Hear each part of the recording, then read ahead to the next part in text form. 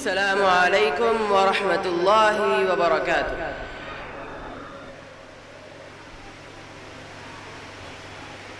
أعوذ بالله من الشيطان الرجيم. بسم الله الرحمن الرحيم. ولقد آتينا لقمان الحكمة أن اشكر لله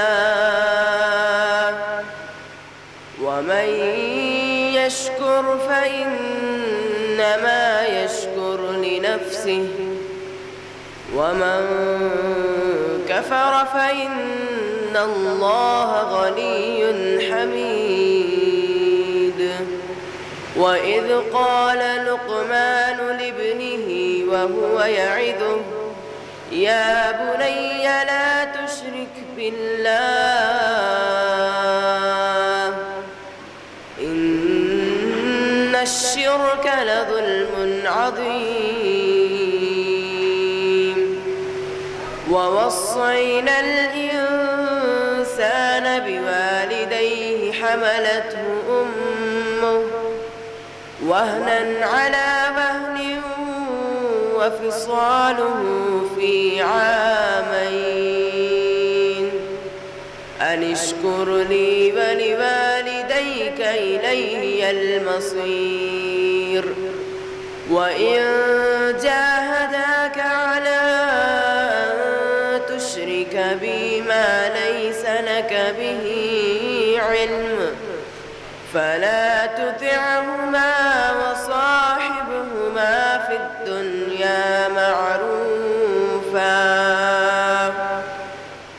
واتبع سبيل من أناب إلي ثم إلي مرجعكم فأنبئكم بما كنتم تعملون.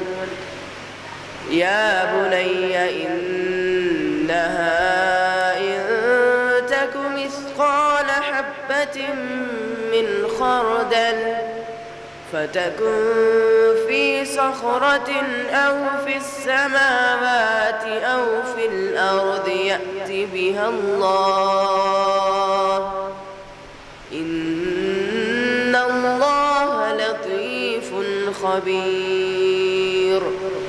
يا بني أقم الصلاة وأمر بالمعروف وانه عن المنكر واصبر على ما أصابك إن ذلك من عزم الأمور.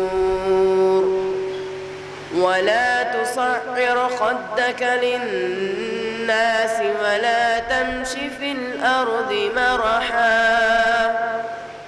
إن الله لا يحب كل مختال فخور. واقصد في مشيك واغضض من صوتك إن أنكر الأصوات لصوت الحمير.